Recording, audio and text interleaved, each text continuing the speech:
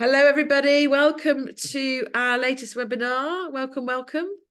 Nice to see a few names that I know appearing. It's always good to see a few friendly faces or friendly names at least. I'm Emma Bridger. I've remembered today to change my name on Zoom, which is very helpful. And joined by Lee from the EX Space. I'm from the EX Space. Hi, I'm People everyone. Lab, and joined by Katie from People Lab and the EX Space as well. And I am really excited about today's session. I'm not going to kind of steal Katie's thunder when she introduces Julie, but I'm super excited about today's session today. I'm a big fan of Julie's work, and I've read a few of her books and really looking forward to reading the latest book, which I'm getting soon. So it'll be a high priority read for me, that Julie. And just for those of you joining, one of the things we usually do just to get us warmed up is just to stick in the chat whereabouts you're dialing in from today. It's always good to see where people are dialing in from. And while you're doing that, we've got a few more people joining, so just gives us a little bit of time to allow people to move between various sessions. A little bit about the EX Space. So it's the membership-based learning community for everything to do with employee experience and employee engagement. We are going from strength to strength. We're getting amazing feedback on the courses that we're running. A really vibrant community on there. I see a couple of people on there on the call today who are members of the community who I'm sure will vouch for the quality of the community. She says fingers crossed, but I've had some good feedback on it. If you want to know anything more about the EX Space, I'm not going to give you a big sell, then please feel free to get in touch.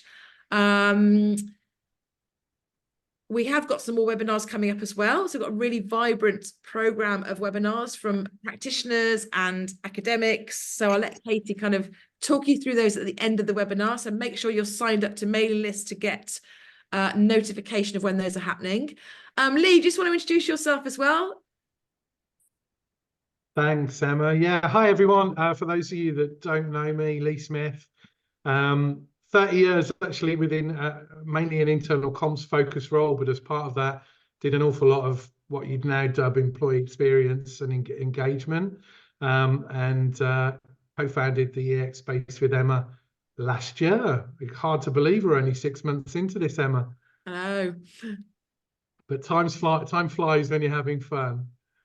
We've got, Emma mentioned a little bit about the platform. We've got some big announcements coming up soon, actually, around our advisory board. We're putting in place an incredible advisory board that we'll be announcing very shortly. And we've also got an incredible membership offer coming up in March, which you'll get into your inboxes, which I think you'll find very, very compelling. Well, I won't say any more than that now. Otherwise, Katie will tell me off. Yeah, big announcement coming soon, but it's to celebrate the launch of the book that I've got coming out. But it's not about my book today, so I'm not going to mention that anymore. It's about Julie and Julie's amazing years of practice and research and Julie's fantastic book. So I'm going to hand over to Katie now to introduce Julie, and then Julie can get started on sharing her wisdom and knowledge and experience with all of you. Thank you so much. Thank you, Lee. Yes, we're extremely lucky to have. Oh, sorry, if we can just ask everyone to pop themselves on mute when they come in, that would be great. If you can keep an eye on that while I introduce Julie, that's fantastic. Thank you. So yes, we're extremely lucky to have Professor Julie Hodges with us today. So Julie is a leading expert on change in organisations, in particular the role and impact of people during transformations, which, as you know, if you follow us, is very close to our hearts. So before entering the academic world, Julie worked as a business consultant for over 20 years in many profit and non-profit organisations, including PwC, Vertex and the British Council. Julie's been published in a number of international journals on change in organisations, and she's also the author of several books. And I'm just looking at the list of books here, Julie. You've written loads. So consultancy, organisational development and change, managing and leading people through change, sustaining change in organisations, employee engagement for organisational change, and the list goes on. Actually, there's more that I won't read through, but we're really looking at this brand new one which came out at the beginning of this month. So the 3rd of February, People-centric Organisational Change is the latest book from Julie. I'm going to stop talking. I'm going to hand over to Julie now, who will tell us a little bit more. Okay, Julie, it's all yours. Okay, thank you, Katie and Emma, and Lee also for that introduction. And it's a real privilege to be here today with you. I do have a few slides that I want to take you through. So let me just share these slides with you. Okay.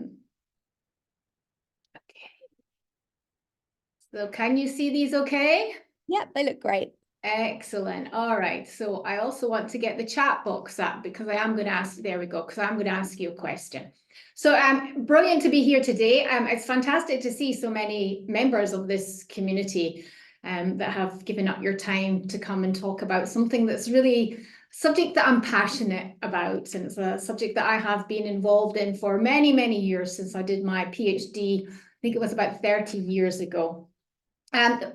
Great introduction from Katie. What I want to look at today is about how change can be delivered with rather than to people, in fact. So it's about putting people at the heart of business transformations. And I hope that what this session will do is it will help you to appreciate even more. You know, I know you are probably preaching to the converted here already, but it's about appreciating the importance of the people dynamics of change and being more effective in engaging others and becoming engaged yourself in change as well. So really, I'm just going to give you an overview and then we will have a discussion with Emma and myself. And more than happy to answer any questions as well. So Katie did a great job of outlining my change journey so far. I did spend 20 years in the business world before I joined academia, nearly as many years ago, but not quite. So I have been involved in both leading and managing transformations across the globe. So, you know, I've rolled my sleeves up, I've been there and I have done that. I moved to academia because I guess I got a bit sort of fed up of being a cog in a large corporate world.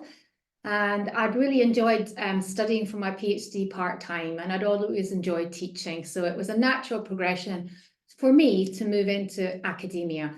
And now I have the absolute privilege of being able to teach students here at Durham, to share my learning, but I must admit I learned just as much from them, and also to research and to write in the field of organisational change. I have written many books on the subject, and as Katie said, we're going to talk about the people-centric organisational change. And the question I'm often asked is why have I written so much? So when I first entered academia and was asked to teach a module on change management, because that's what my PhD was about, I did a lot of research into what had been written about organisational change. And there were two camps. There was a populist approach and there was a really heavy academic approach. But there was nothing in the middle. The populist approach I found was selling the benefits of how change could be really done very quickly, such as, you know, you might be familiar with Who Moved My Cheese. So, you know, change is all about a group of 4 people who suddenly wake up one day and discover their cheese has moved. Nice little fable. Does it tell us anything about how we can actually get people involved in change in organizations? No. You know, there's other populist approaches that have been written, such as My Iceberg is Melting. Lovely little book that is really well illustrated about a group of penguins who wake up one day, discover their iceberg is melting, and what should they do? Great books, nicely illustrated, but to be honest, they tell us nothing on the practical elements about the real complexity and difficult tasks sometimes that we face when we are leading change. On the other side, there's all the amazing research that is done in academia, but that can be quite difficult to get into. Certainly I sometimes find it. So what I was looking for was something that fell in the middle.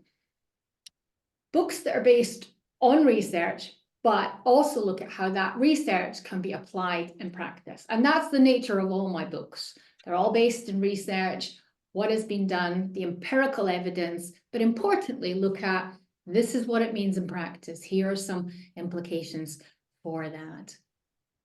And the theme throughout my book has always been a focus on the people element of it. So what I want to do is to start off and ask you a question. And what for you are the main challenges that you face in engaging people with change? If you just like to put your answers in the chat box now, that would be great. So just put in the chat box now, what for you are the key issues that you face in engaging people with change?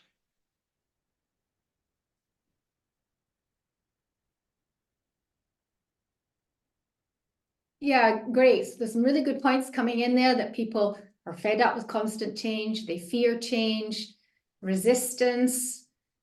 Yeah, absolutely. Great one there. But people are just too busy, aren't they, with the business as usual? Yeah. We've got change fatigue, yep, change saturation.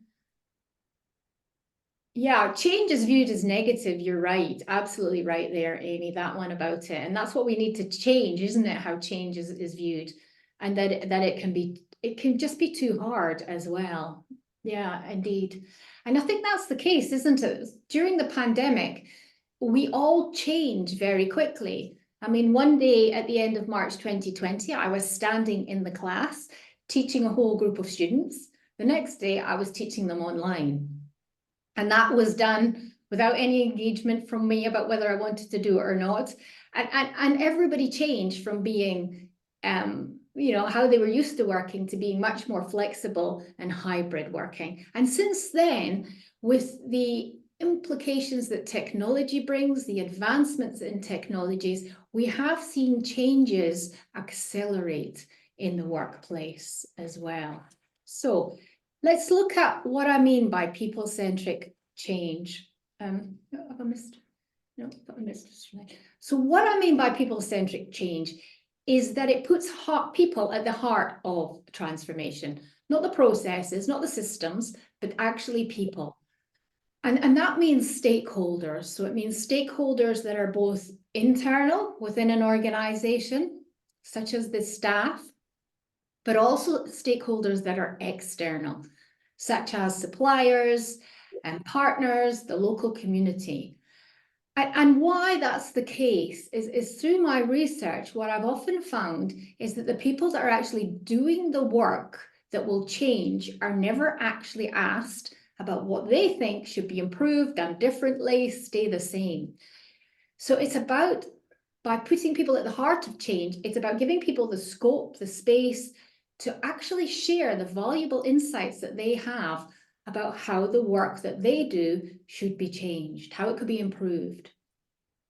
But it's also about looking at opportunities. And I've written a whole chapter in the book that looks at shifting change from just being about something that we see as a threat to looking at the opportunities for what could be improved. So that's looking at whether that's the processes, the systems. But ultimately, change is about how we change our behaviors. And hence, being able to get people involved as early as possible in any change can help to start to ready people for how they must change their behaviors too. So it's about giving people the space, it's about giving them the autonomy, which I want to talk a little bit about in this webinar, and engaging them with the change as early as possible. Now, I always have a caveat. I always say, whenever feasible, because I do recognize that sometimes change has to occur and there's not the time to engage people. The example that I gave earlier about the pandemic, there was no time for us to sit around discussing what was the best way. Overnight, we all had to change our ways of working. When there's a crisis that hits, there's very little time to engage people. But whenever feasible to do so, and that often means when the change is planned, because change happens in different ways. It can be planned and it can also be emergent. Pandemic is a great example of that. So it's about the engagement whenever feasible to do so. What we have classically seen with change, and I'm meaning that, in terms of change that traditionally comes from the top down, is that there's a focus on the process. Now, we do need that for change to be effective. There has to be a focus on the process, but often this has been at the detriment of a focus on the people.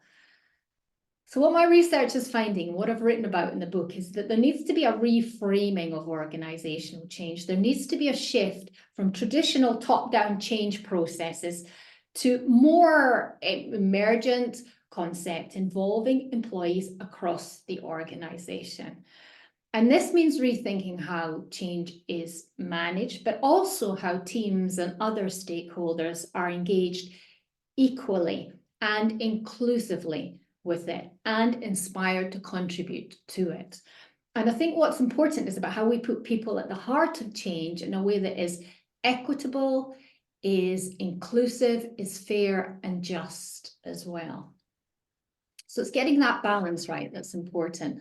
Not looking at one or the other, but how do we have that balance with the people and the process side of change? So why is it important? Engagement is important because it helps to sustain the benefits of change. All change should have clearly articulated benefits. What's going to be improved, what's going to be increased, what's going to be decreased. And these are what need to be monitored and measured throughout a planned transformation. Any change, and I'm talking about what I term transformational change. Transformational change hits the deep structure of an organization. It hits the mission, the strategy, the structure. All around us, all the time, we have what's called incremental change. And some of that, we don't even notice that it's happening, or we just very quickly get used to it. We might switch on our computer in the morning and there's been a slight change in how we have to authenticate to get through to some of our systems. Yeah, so that incremental change is what we call the constant change. It's happening all the time. It doesn't necessarily disrupt. We might have to do a little bit of rethinking, but on the whole, we adapt very quickly. Transformational change, though, is the change that people tend to oppose. It's the change that tends to be more complex and more chaotic as well. And why engagement with transformational change is vital is that it impacts on the organizational effectiveness, on the productivity, on the performance of an organization. But importantly, it also impacts on individual well-being. And again, I have a whole chapter in the book where I've written on well-being and change.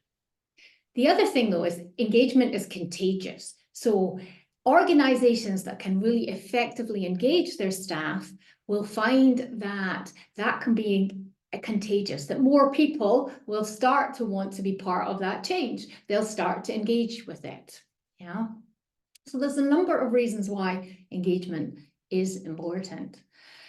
There's lots of factors that affect stakeholder engagement. There's uncertainty. Any transformational change will question people to think about what's the impact of that on my job? Will I still have a job at the end of it? How will my role change? Will I still be working with the same people? Will I have to learn new skills and new capabilities?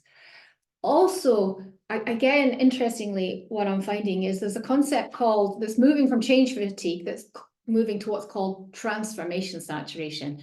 The people are exhausted. They've had so much change. They've had to adapt very quickly. And that's not stopping. You know, technology is moving faster than ever. And the pandemic just accelerated how we use technology. A lack of equality, diversity, and inclusion can have an impact. And lots of organizations talk about having, you know, policies in place for diversity, for example. But how much do they think about that when they're launching a business transformation? Also, how a change is managed. And I believe, you know, the management of change should be everybody's responsibility. Gone are the days when they were sort of change managers in organizations. Every manager these days, their role involves managing change. But if there's too much mismanagement and micromanagement, that can lead to people opposing the change. Yeah. So the form of management is important. And I've written in the book about how the role of management needs to be reframed now. The history of change in the organization can also have an impact on stakeholder engagement, you know, whether that organization has been successful in change, whether it hasn't been successful, but much more importantly, how the organization has actually learned from the lessons of change. What is vital with any organizational change is that time is spent reflecting on lessons learned, what has gone well, what needs to be done differently. And then the culture of the organization. So there are some cultures that are really open to change, particularly some of the newer startup companies. We've seen that with some of the mega companies that have had to change, such as Amazon and Microsoft and Google and Apple and so on. Other cultures, you know, academia, I would say, tends to be very slow to change. Some of the public sector organizations can be less quick at changing. So culture can have an impact too. One of the key elements when looking at how to engage people with change is being able to understand them. One of the questions I'm constantly asked is, how do we deal with resistance to change? In my book, I've reframed it and I call it opposition, but I've also reframed opposition to see it as actually something that is positive and can give us some really good information, which I'll talk about in a moment. Part of dealing with how people react, we all react differently depending on our own experiences of change, is about understanding them, being able to understand others too. So just seeing the slide in front of you, we've got two people. These people are both on different hilltops and they're both looking up at the sky and they can see an aeroplane. So let's just imagine for a moment that this is you. Oops, sorry, let me see if I can get the pen. There we go. So let's see, just imagine this is you and you're looking up at the aeroplane. Put in the chat box, what can you see? Oops, sorry, not sure why it's moving. Joy of technology. What can you see? Which part of the plane can you see looking up at it from your hilltop? Just put that in the chat box now, please. Which part of the plane?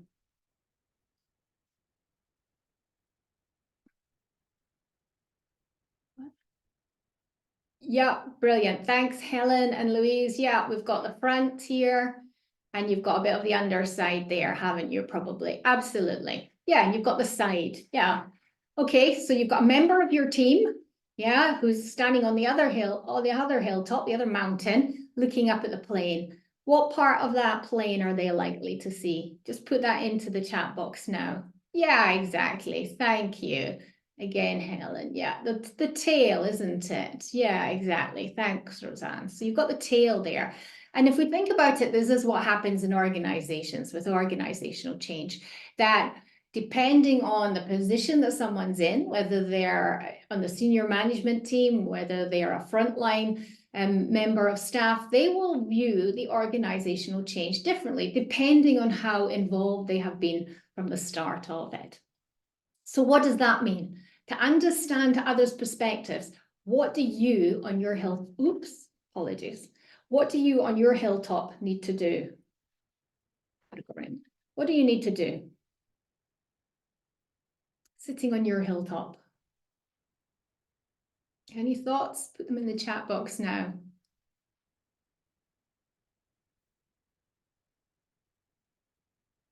Yeah, I love it, Lauren. Empathize and talk. It's about speaking to the other person, getting their view, indeed. So it's about moving across, isn't it, to their hilltop to get, yeah, exactly, to gain more perspective, definitely. And the other element is it's not just one way, is it? It's very much about getting other people to see your perspective too, as well. And that can be done, yeah, as Sandy has said, by asking questions, by listening, by empathizing as well, to understand what does that change look like from their perspective too, and taking the time to do that in what's called a psychological safe space. So Professor Amy Edmondson at Harvard has written a lot about this, but she says that it's not something that's easy. I think the term has been taken and it has been made into a little bit of a fashion. Creating a psychological safe space is absolutely about asking questions, it's about listening, but it's also about challenging in a way that is non-confrontational, in a way that is constructive, to really get to the grip of why people may react in different ways to change. Okay. So some of the questions that can be asked to really get to understand people's reactions better is, how clear are stakeholders about what the change is and what it is trying to achieve?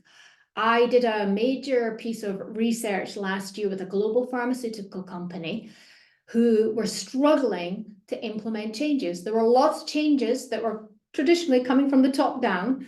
They weren't being implemented. Across that organization, across the globe, The one piece of advice that everybody said they would really help them to implement change more effectively was to understand the rationale for it. People need to know the reason for a change. Why are we even thinking about the change? What will be the impact of the change? Why now? Other questions to ask are how supportive of stakeholders of what the change is trying to do. And this is, being able to map out who are the advocates of the change, who might be the people who may block the change, who are the people that are able to influence the change too.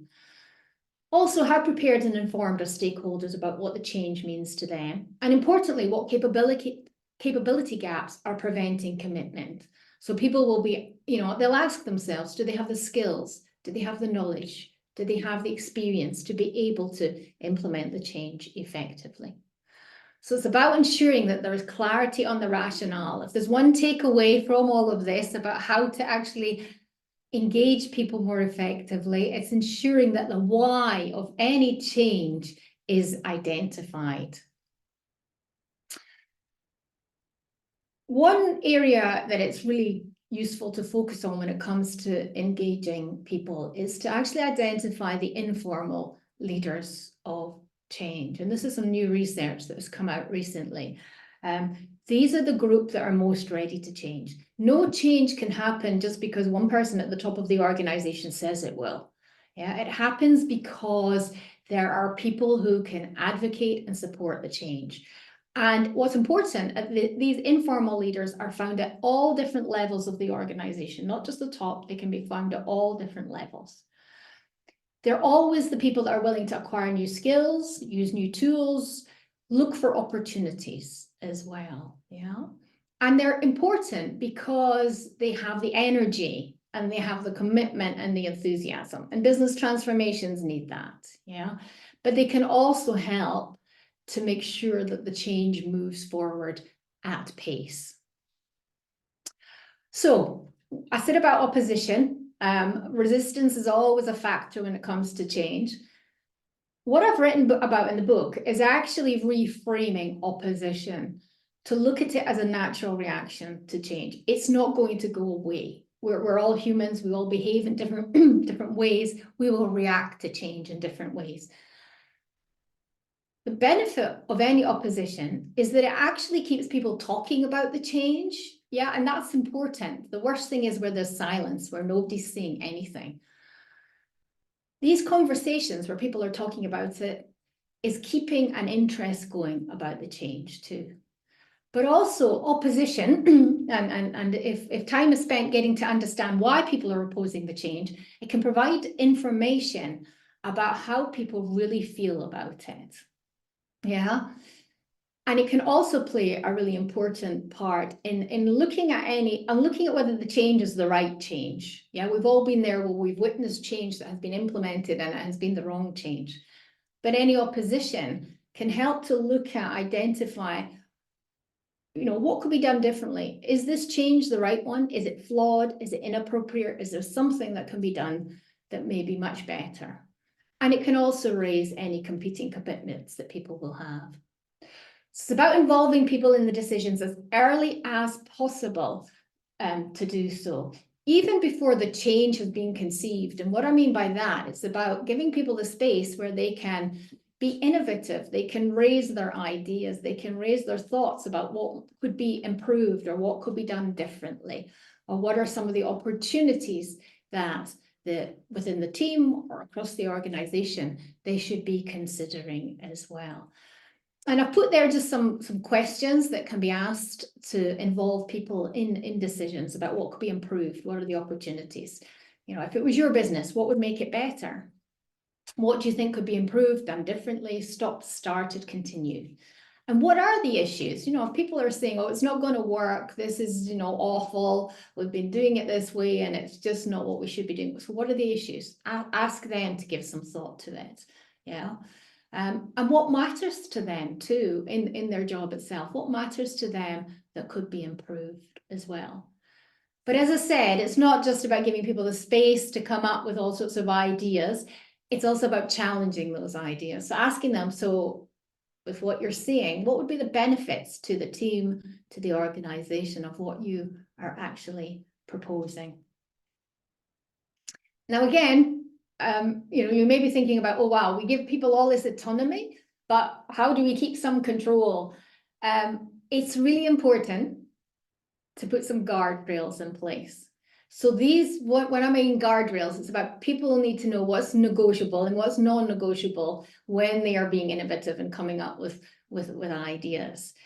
Things may be non-negotiable or about the strategy, about the structure, the vision, the mission, whatever. So people need to know where are the boundaries in which they can be innovative and creative.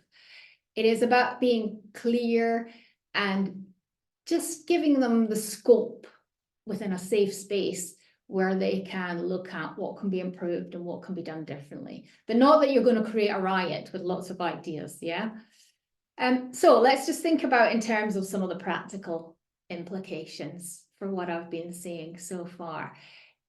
It's very much, and again, I talk about this in the book. There's a whole chapter that I've written about seeing change as an opportunity and not just a threat. So it's repositioning change. Change has such a bad name. We need to look at it as, how can it be an opportunity? But also it's about being very clear on the rationale for considering any change in the organization. It's about identifying who are the key stakeholders and managing their engagement with change. And there's tools, techniques, again, which I've covered in many of my books that can be used for this in terms of, doing a stakeholder map, but then importantly, looking at how does that map become an action plan. And that's a dynamic activity. It's something that needs to be done at different stages of a business transformation. It's about taking time to understand alternative perspectives. Now that's, managers that don't listen to their staff are usually the ones that say to me, I don't have time, Julie. I just don't, well, they have got to make time. It doesn't have to take a lot of time to sit down and have a in-person conversation with someone or an online chat with them. But what this is doing is allowing employees to voice their ideas, their thoughts, but also any concerns and fears that they might have. It is about involving stakeholders whenever feasible to do so in the decision-making and the co-creation of change too. There's lots of statistics that are banded around that say 70% of change fails. That's utter nonsense. There's no empirical evidence to support that 70% of change fails. There's no actual percentage that we know of. We do know, though, that a lot of change does not achieve its benefits. It doesn't actually realize the benefits that it sets out to do. But research is showing that the more that people can be involved and engaged and co-create change, the more likelihood it is of being successful. And then it's also about being explicit about what's negotiable and non-negotiable too, so that people have these guardrails in place too. And that's important, particularly if people are being asked for the first time to get involved and engage in a business transformation too. So what I just want to say is that there's, I know Emma and I are going to talk about the book now, more about that, but there is an opportunity to get a free copy of the book if you haven't yet bought one by zapping the QR code that you can see in front of you, and that will take you through to Kogan Page, the publisher's website. Put your name and your address there, and then they will select someone to receive a free copy of the book, which is fantastic, definitely. So I don't think I've got anything else. No, don't think I've got anything else I want to say. I'll keep that up for a moment and then I will stop sharing. As I say, just touched on various points there, which I hope have been of help to everyone, but more than happy now to hand back to Emma. Thanks, Julie. I see we've got some questions coming through already, so just I'll chat for a few minutes and you feel free to tap your questions in the chat box. Really, really great presentation, Julie, and I absolutely love, the scene set at the beginning, which is, the academic rigor that you have in your books. You've kind of done all the heavy lifting for people, but then the practical application, and that's what we need more of, right? Because as you said, there's so many people who are busy moving cheeses, etc. which I think is why we're not seeing the benefits we need to see. And we do need to kind of, we said before we kind of went live on the call, bridging that gap between the world of academia and the world of practice, it needs to happen. And I've been banging on about this for years and I haven't really made much progress yet. So hopefully we can all start to think about how we do that. I've got so many thoughts going around in my head, and thank you so much for really kind of, really practical kind of, here's some things you really need to think about and do. But something that really struck me, you talked about the need to understand your people, and we talk a lot about the empathy principle. And for me, that is the big shift from kind of more traditional HR approach, where we do things to people. We talk about recruiting them and onboarding them and engaging them, and really shifting to actually taking much more of a kind of a customer experience viewpoint, where we need to really get to know our people well. We need to get to know our, the people we're designing change for, the people we're engaging in change.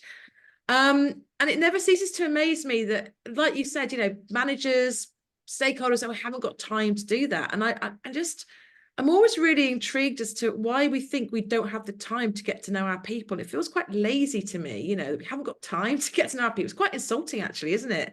We haven't got time to get to know our people. I mean, oh, yes, we do know them. We run a survey every year. Well, that is not knowing your people, right? You don't really know someone from giving them a few questions to answer once a year. So, and I think that's much more important now, Emma, within the hybrid and the remote working as well.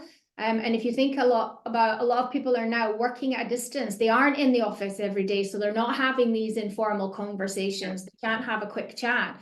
So empathy is vital, and it's so important to be able to do it in an online environment as well as in an in-person environment. Yeah, definitely. And it just, I mean, I'm gonna give a little bit of a push for both my book and the work that we do at People Lab and the X Space, because we use a lot of design thinking. Our whole approach is built around using tools from design thinking and positive psychology. And the absolute underlying principle at the heart of everything is about empathy and getting to know your people and understanding their needs and their wants, because if you do that, then guess what, change is more likely to happen, or the experience you're designing is more likely to work, right? And it never ceases to amaze me that companies we're still having to kind of really convince stakeholders this is worth doing. Have you got any thoughts on that? Why is it so hard? It's just, for me, it's so obvious that I feel like I'm missing something. I think they need to see the benefits of it. Design thinking is a really good approach for the co-creation of change, as is appreciative inquiry, because appreciative inquiry comes from a positive perspective rather than starting from a negative perspective. I do think it is about changing mindsets, and Carol Dwight has written a lot about growth mindsets and fixed mindsets, and there's been some critical evaluation of that. The fact is that the growth mindset, which we can all adapt to, gives a positive, flexible approach. So it is open to having the conversations, open to being much more empathetic as well too. That's important. So I think it's about the benefits. I think, and there's particularly, I think, people need to see what value there is. What's the value in actually asking questions and then just listening to people and not judging what they're saying, but giving the time to them. No, thanks for that. I mean, just something as simple as like the whole kind of undercover boss route. I'm not saying we send our bosses undercover, but just, getting senior people just to spend a day, walking in the shoes, not literally metaphorically, of someone that's, in a different position. That perspective piece you talked about, that can be so powerful, kind of using some of those ethnographic research techniques in the real world. And yet we don't seem to do that as much as we could do in organizations, because actually everyone's too busy, haven't got time to do that. So it's interesting. Yeah, we do tend to resort to surveys rather than things like focus groups. I'm mindful there's lots of questions in the chat box, which I'm more than happy to go for it. So Anne-Marie has asked, do you have any examples of organizations that are doing people-centric change well? Great question, Anne-Marie. The approach that I take in my books is that I get practitioners to write very short case studies that brings to life lots of what I talk about. And there are a number of cases that have been written in the People-centric Change book about what people-centric change looks like in practice as well. So that there's, for example, There is a case that has been written by two people who work for Astellas, a major pharmaceutical company, and they talk about communication and the importance of communication and how they have approached communication in a business transformation. So yeah, case studies are really worth checking out, definitely. And that probably links into the next question that Lauren has asked about, can you talk more about how communication can be practically applied to change management engagement? I always say that change cannot be done by email. I think far too many people resort to email, and particularly now that many of us are working in an online environment. It all depends, and Lee's the expert here, so he may know more on this, but it all depends on what message has to go out, who's the audience, and how quickly it has to go out. So that depends what channels should be used.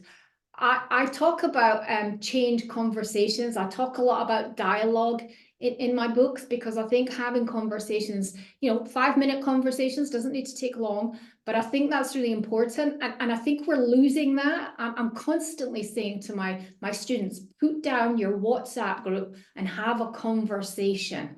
Yeah, because so much more can come out of that than necessarily sending somebody an email or a text itself.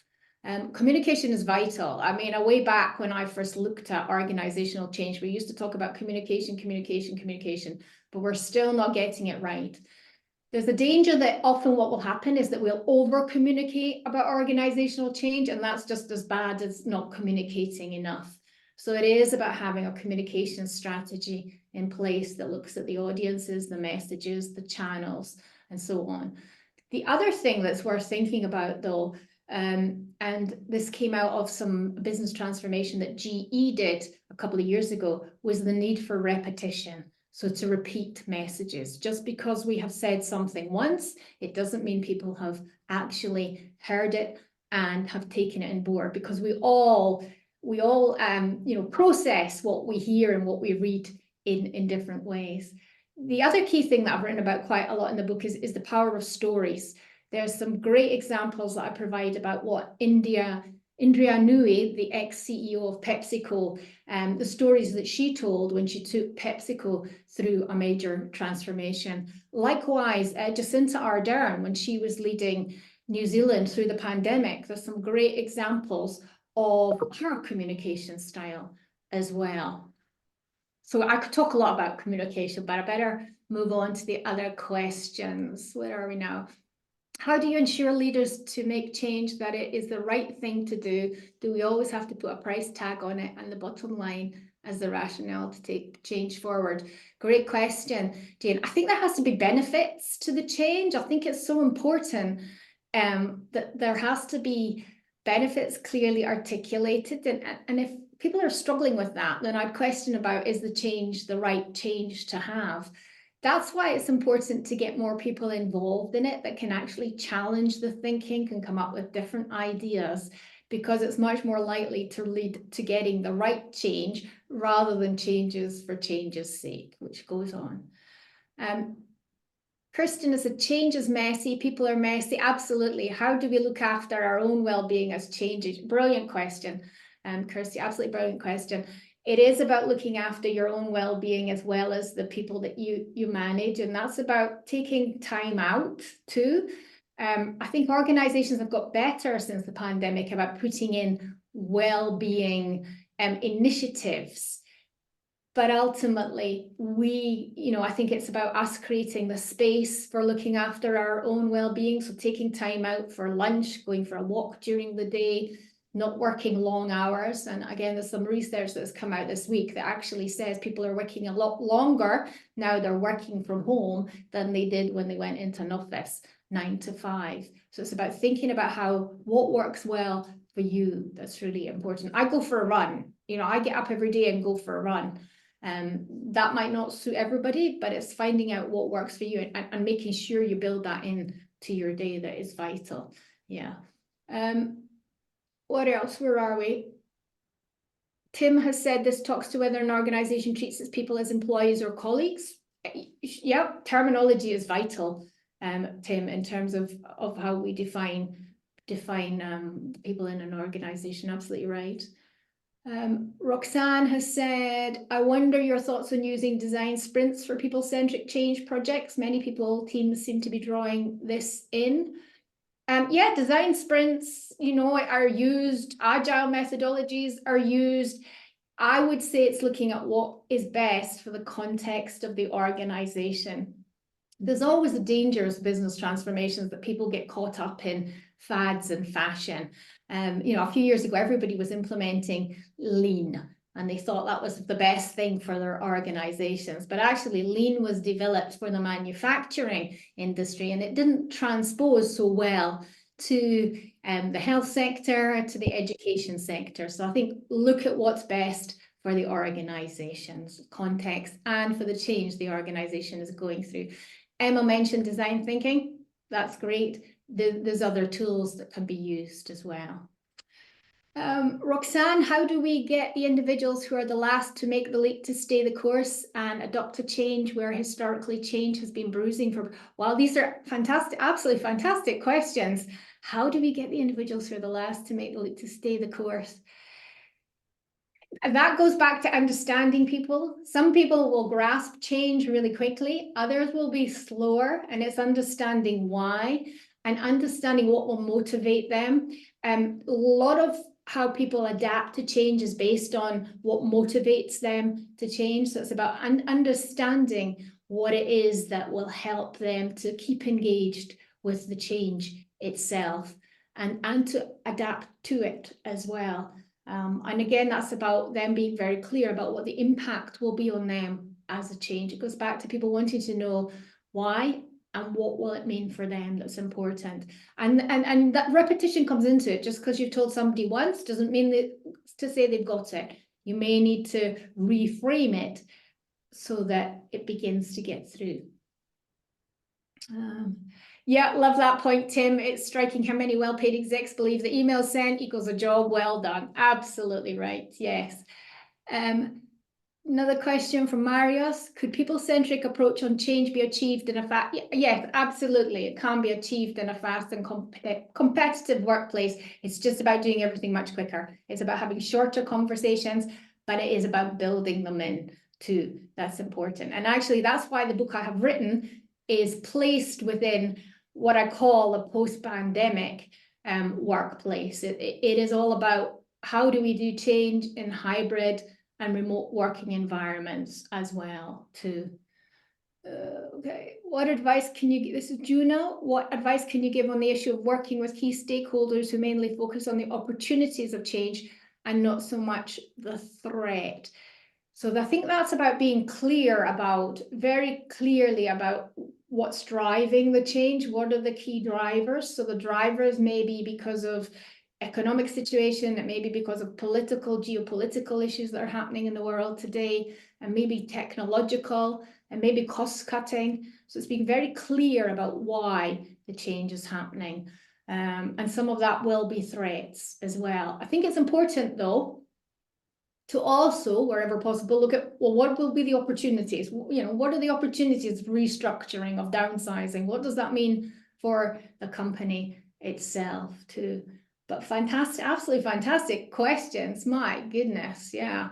These are really well thought out questions from everybody. That is important. Thanks, Julie. Thanks for going through all those. Some great questions there. Lee, I'm conscious we've got a little bit of time. Have you got any questions? You know me so well, Emma. Of course I have.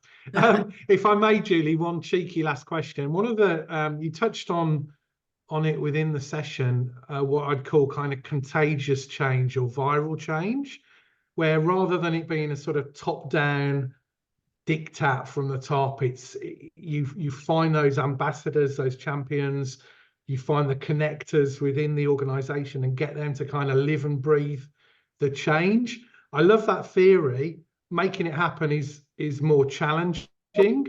I've seen it as well and got very excited about this sort of emerging field of science or methodology called social network analysis or organizational network analysis, where you use science to literally identify the movers and shakers in the business.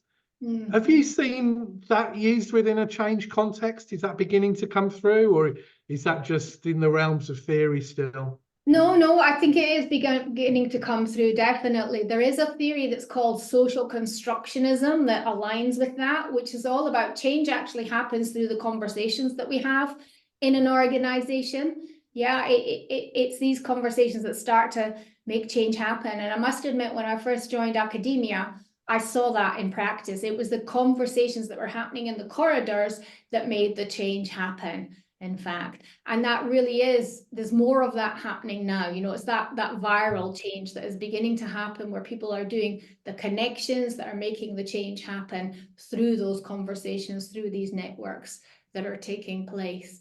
It has to be the right, you know, I talked about culture. It has to be the right culture that actually supports that isn't afraid or concerned about that type of change. And again, where we're seeing that happen is some of the more newer startup companies. Yeah.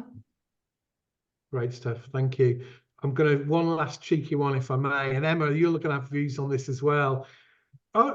People, the human nature, are we naturally resistant to change? You hear that all the time, but actually I think when I look around at people I know and the changes they're going through, they embrace change, they deal with it, they get on.